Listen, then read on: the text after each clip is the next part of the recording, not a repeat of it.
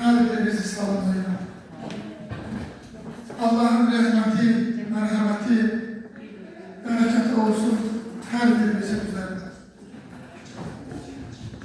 8'i 6. ay, 8'i iyun 1968-ci il Məmmədovlar ailəsində körpə bir oğlan uşağı dünyaya gəldi. Həmin körpənin dünyaya gəlməyi Məmmədovlar ailəsinin sevincinə səbəb oldu. 68-ci il və bugünkü gündə 2025-ci il. Üstündən 57 il keçən və bugünkü gündə aramızda olmayan şəhid Hamlet Məmmədovun dünyaya gəldiyi gün, doğum gününə cəm olmuş. Tarix unutmaq, mən deyərdim ki, insan nə qədər ki yaşayır, keçmişini, tarixini heç də unutulmaz. Ona görə bu tarixə qayıtdıq ki, bilək ki, bu şəhidimiz hansı yollardan keçir.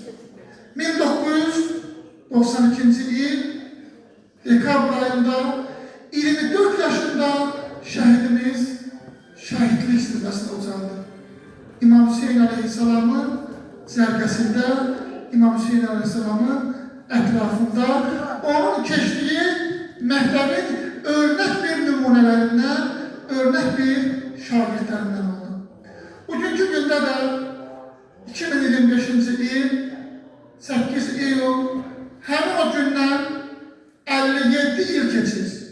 Əgər bugün yaşasaydı, bugünkü gündə sağ olsaydı onu 57 yaşına cəm olardıq. Cənnətdəki dəyişilməyən yaşı mübarək olsun inşallah. Allah mübarək Teala Azərbaycanın bütövlüyü uğrunda öz şirin canından keçərək şəhidlik zirvəsinə ucalan bütün şəhidlərimizə qərib rəhmət eləsin. Onları şəhidlər sərfəri İmam Hüseyinlə məşhur eləsin.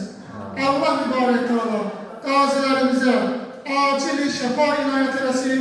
Şəhid ailələrinə də Həzrət Əyyub Peyğəmbərin